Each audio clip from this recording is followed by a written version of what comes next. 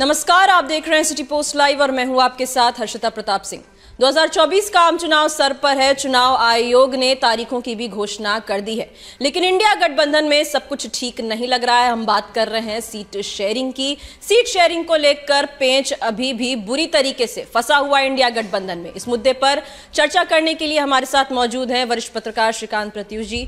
Sir, India गठबंधन में सीटों को लेकर सब कुछ ठीक नहीं लग रहा है। शेयरिंग तो हुई नहीं, दूसरी ओर राजद ने 4 सीटों पर अपने उम्मीदवार घोषित कर दिए। देखिए, आरजेडी ने औपचारिक ऐलान नहीं किया है 4 उम्मीदवारों का, लेकिन नाम सामने आ गया है। आरजेडी की बैठक हुई थी संसदीय बोर्ड की, और उस बैठक के बाद 4 नाम सामने आए हैं। कुमार सर्वजीत को गया से लालू यादव द्वारा सिंबल देते हुए तस्वीर वायरल हो रही है सोशल मीडिया में। उसके बाद सवाल उठने लगा है कि भाई अभी तो सीट शेयरिंग फाइनल ही नहीं हुआ इंडिया गठबंधन में, फिर आरजेडी ने अपने उम्मीदवारों को सिंबल कैसे बांटना शुरू कर दिया। तो कुमार सर्वजीत की तस्वीर वायरल है सोशल मीडिया में, उसको लेकर सवाल उठ रहे हैं। फिर जगतानंद जो प्रदेश अध्यक्ष हैं आरजेडी के, उनके बेटे मोहनिया से विधायक हैं सुधाकर सिंह, जो कृषि मंत्री भी थे बिहार सरकार में, उनको बक्सर से चुनाव लड़ाए जाने का लगभग फैसला हो चुका है। फिर आलोक मेहता जो बिहार सरकार में मंत्री थे, उनके उजियारपुर से चुनाव मैदान में उतारने का फैसला लालू यादव ले चुके हैं, ऐसी खबर आ रही है। और पूर्णिया से बीमा भारती को चुनाव मैदान में उतारा जा सकता है। तो और जेडीयू के नेता आपको पता ही है, अभय कुशवाहा, जो जेडीयू के विधायक भी थे और जेडीयू युवा प्रकोष्ठ के प्रदेश अध्यक्ष भी थे, बहुत कदावर नेता माने जाते हैं। तो एक दिन पहले ही उन्होंने पार्टी छोड़ी थी, जेडीयू को झटका दिया था, और उनको औरंगाबाद से उम्मीदवार लालू यादव ने बना दिया है, ऐसी खबर आ रही है। तो औरंगाबाद तो कांग्रेस की पारंपरिक सीट है, हमेशा कांग्रेस वहाँ से लड़ती रही है, तो स्वाभाविक है विरोध शुरू होगा। तो आज अखिलेश सिंह पहुंचे थे लालू यादव से मिलने। अखिलेश सिंह लालू यादव से मिलने तो पहुंचे थे, लेकिन जब बाहर निकले तो काफी परेशान लग रहे थे। हाँ, अखिलेश सिंह शायद इसीलिए गए होंगे क्योंकि सवाल उठ रहा है ना कि भाई सीट शेयरिंग फाइनल हो नहीं हुआ, और आरजेडी ने उम्मीदवार तय करना शुरू कर दिया, और उन सीटों पर तय करना शुरू कर दिया जहाँ पर कांग्रेस लड़ती रही है, या कांग्रेस जहाँ से लड़ना चाहती है।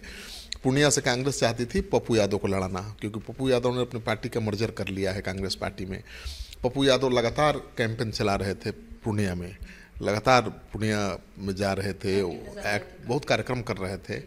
तो उस सीट से बीमा भारती को लड़ाने का मन बना चुके हैं लालू यादव। बीमा भारती जेडीयू की बागी विधायिका हैं, और औरंगाबाद जहाँ से कांग्रेस हमेशा लड़ती रही है, उस सीट से भी जेडीयू के एक पूर्व विधायक को उम्मीदवार बना दिया।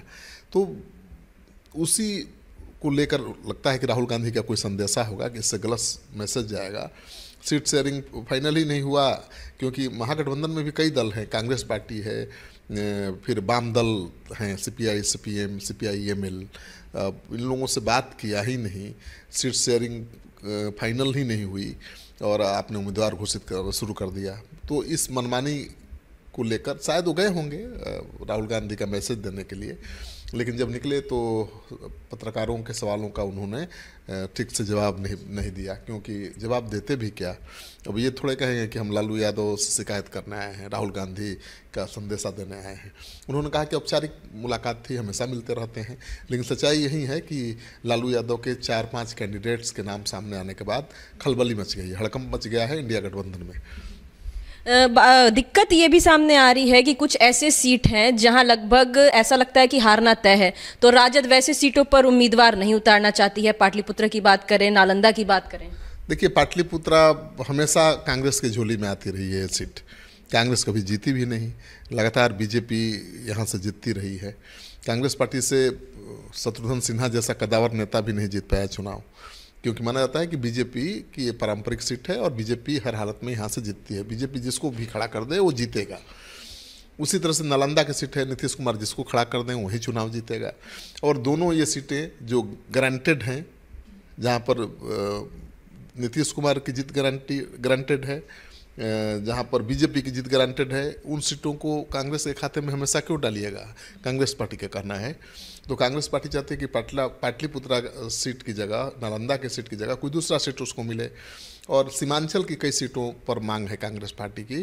कांग्रेस पार्टी अब किशनगंज तो उसकी जीती हुई सीट है, लेकिन वहाँ भी लालू यादव अड़ंगा लगा रहे हैं, तो उस सीट को लेकर भी पेच फंसा हुआ है।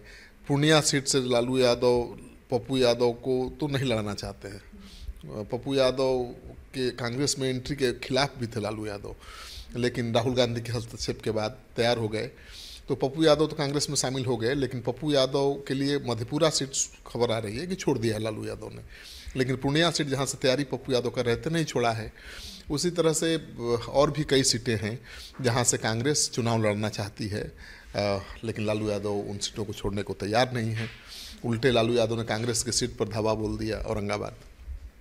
तो ये पेच फंसा हुआ है, अभी सुलझा नहीं है। वाम दलों की मांग भी बड़ी है, 8 सीटों की मांग कर रहे हैं। CPI-ML तो 3-4 सीट से कम पर तैयार ही नहीं होगी, ऐसा लगता है। उसका जनाधार भी है।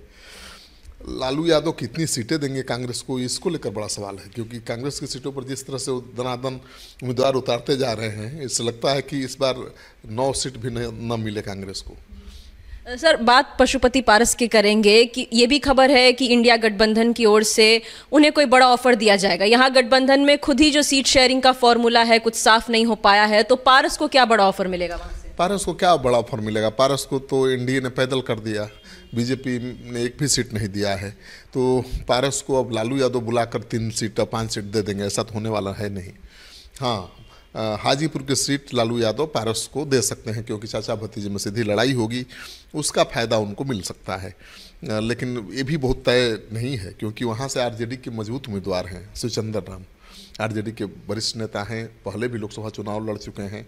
लेकिन चूँकि चाचा भतीजे की लड़ाई है, तो लड़ाई को दिलचस्प बनाने के लिए, चाचा भतीजे को आमने सामने करके इसका लाभ उठाने के लिए लालू यादव ये प्रयोग कर सकते हैं। तो मानकर चलिए कि पशुपति पारस को चांस मिल सकता है, लेकिन पशुपति पारस का तो कहना है कि चाहे जो भी हो वो हाजीपुर से ही चुनाव लड़ेंगे। तो आरजेडी टिकट दे या न दे, वो हाजीपुर से चुनाव लड़ेंगे, ऐसा संकेत उन्होंने दिया है। वहीं दूसरी ओर ललन सिंह के सामने मुंगेर में 90 के दशक के जो कुख्यात अपराधी रहे थे अशोक महतो, उनको उतारा जा रहा है, उनको उतारने की तैयारी में है लालू यादव। देखिए, आपको याद होगा कि पिछले लोकसभा चुनाव में सिवान से बाहुबली नेता अजय कुमार की पत्नी को, कविता कुमारी को चुनाव मैदान में उतारा गया था, और खरमास महीने में चुनाव लड़ाने के लिए शादी की थी अजय सिंह ने। ठीक उसी तरह से खरमास महीने में अशोक महतो खुद चुनाव नहीं लड़ सकते हैं, आपराधिक मामले बहुत हैं, कई साल तक जेल में रहे हैं। तो उन्होंने शादी की चुनाव लड़ाने के लिए, और शादी अनिता देवी से तो शादी की कि चुनाव लड़ेगी वो। तो दोनों स्टोरी काफ़ी चर्चा में है कि जिस तरह से कविता सिंह से शादी की अजय सिंह ने, उसी तरह से अशोक महतो ने अभी शादी कर ली चुनाव लड़ाने के लिए। ठीक है, अब इसको लेकर जेडीयू सवाल उठा रही है कि भाई ललन सिंह को हराने के लिए अब बाहुबलियों का, कुख्यात अपराधियों का सहारा ले रही है आरजेडी। लेकिन हमने आज पूछा था यही सवाल नीरज कुमार से, जो जेडीयू के प्रवक्ता हैं, कि आपकी सरकार जो सुशासन के लिए जानी जाती है, उसको बचाने के लिए तो आपने आरजेडी के बाहुबली विधायकों का समर्थन ले लिया, उनको अपने साथ कर लिया, तब तो आपको बुरा नहीं लगा। और अब जब लालू यादव किसी अपराधी की मदद से ललन सिंह को हराना चाहते हैं, तो आपको वो अपराधी दिखाई दे रहे हैं। तो कोई माकूल जवाब उनके पास नहीं था। एक आखिरी सवाल, जिस तरीके से उधर पश्चिम बंगाल में ममता बनर्जी अलग थलग हो रही है इंडिया गठबंधन से, यहाँ सीट शेयरिंग से पहले ही लालू यादव अपने उम्मीदवार की घोषणा करना एक तरीके से शुरू कर दिया है, तो और चुनाव बेहद नज़दीक है, ऐसे में क्या भविष्य है गठबंधन का? देखिए, इंडिया गठबंधन के नेताओं का दावा है कि एक बड़ी बैठक इंडिया गठबंधन की होनी है, 22 तारीख तक सीटों का बंटवारा फाइनल हो जाएगा। लेकिन जिस तरह से पेच फंसा हुआ है हर जगह, का समय भी कम है। पहले फेज का चुनाव तो 29 को ही है ना, 19 को है, 19 अप्रैल को है। तो अब समय कहाँ है? 28 तक उसके लिए नॉमिनेशन भी दाखिल करना पड़ेगा। सीट शेयरिंग ही नहीं हुआ तो फिर इस 28 मार्च तक ही कैसे नॉमिनेशन दायर करेंगे प्रत्याशी? आखिरी डेट है 28। तो पेच फंसा हुआ है। मुझे लगता है कि इंडिया गठबंधन में सब कुछ ठीक ठाक नहीं है। ममता बनर्जी की अलग राह है, अरविंद केजरीवाल के साथ भी कुछ फाइनल अभी तक नहीं हो पाया है। अखिलेश सिंह कितनी सीटों पर चुनाव लड़ेंगे, कांग्रेस को कितनी सीटें देंगे, ये भी तय नहीं हो पाया है।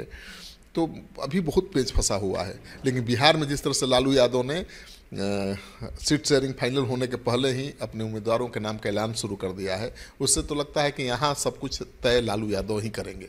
ये कौन कितनी सीट पर लड़ेगा, कौन कहाँ से लड़ेगा। आप सुन रहे थे वरिष्ठ पत्रकार श्रीकांत प्रतीश जी को, जिनका साफ कहना है कि सीट शेयरिंग को लेकर इंडिया गठबंधन में सब कुछ ठीक नहीं है। तो अब बेहद कम समय रह गया है आम चुनावों में। किस तरीके से जो पेच फंसा हुआ इंडिया गठबंधन में सीट शेयरिंग को लेकर, ये कैसे सुलझता है, ये देखने वाली बात होगी। फिलहाल इस खबर में इतना ही। आप आगे की खबरों के लिए बने रहे सिटी पोस्ट लाइव के साथ। इस वीडियो को लाइक करें, शेयर करें और चैनल को सब्सक्राइब करना ना भूलें। धन्यवाद।